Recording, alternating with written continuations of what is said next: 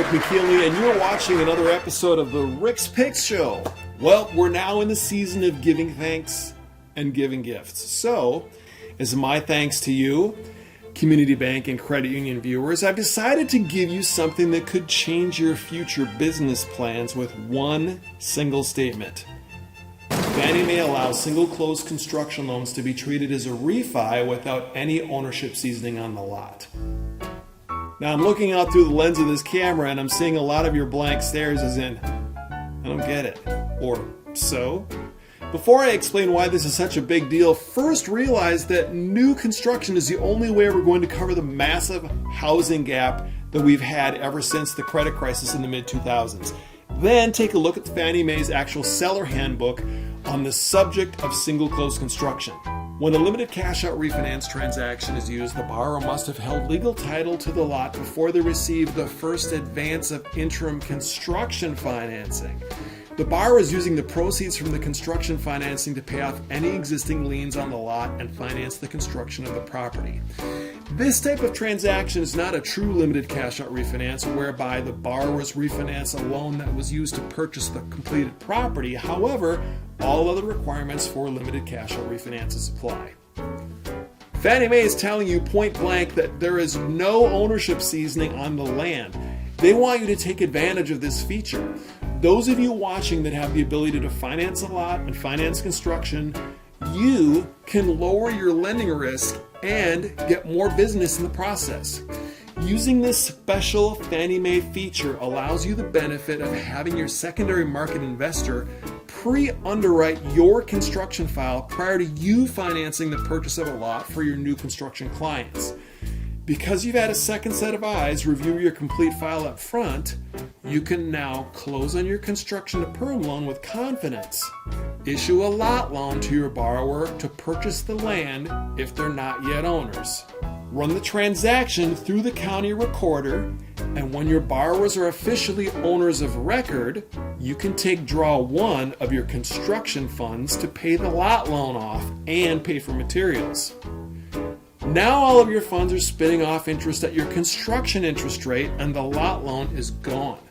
The rest of your draws will be used for completion of the property and your borrower gets the benefit of their loan being treated as a refi and not as a purchase. Well, what's the benefit you get with the refi? Good question. Let me demonstrate by comparing a purchase and a refi version of the same property with the same borrowers. So get on with it then. In this $400,000 new construction purchase example, which I'll admit is on the conservative side of the cost spectrum these days, your borrower would need to bring at least 5% of the lot price and 5% of the build cost to the closing table, totaling $20,000, plus all the closing costs and applicable prepaids, which are typically tax, insurance, and interest.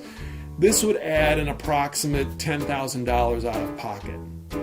Your borrowers are also going to need mortgage insurance because their LTV is based on the lesser of appraisal or acquisition costs, which is lot plus the build. So skipping MI is out of the question without a 20% down payment. Now, a $380,000 loan amount at 95 LTV is going to require a minimum monthly MI payment of around $100 a month.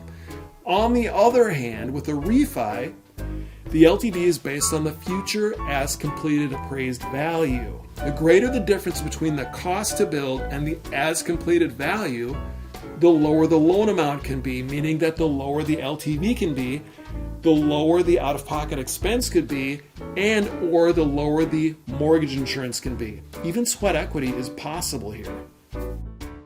Taking a look at this refinance example, if the appraisal came in at $415,000 and the borrower was skilled enough to be able to do some of their own work, they could lower their costs and utilize the equity they generated to finance their closing costs, not need any funds out of their pocket, and still have the same or lower mortgage insurance. So let's review. The choices are a purchase with a guarantee of at least $30,000 out of their pocket, plus higher MI, which equals a higher mortgage payment, or a refi. Equity generated from an as-completed appraised value that's higher than the cost, including allowable sweat equity, means the possibility of less or zero money out of pocket and possibly reduced or eliminated MI, which could lead to a lower total mortgage payment. If you were the borrower, which option would you choose? We haven't even talked about the benefits for the builder and their subcontractors or for you as a construction lender, and there are quite a few, which all equate to less risk and the potential for more income for everyone. If you want to know more about how you can offer single close construction and give your borrowers the potential to create equity at closing, let me know and I can direct you to people that can get you started. And that wraps up another Rick's Picks show. Thanks for watching, everybody. Have a great holiday season. I'll see y'all next time.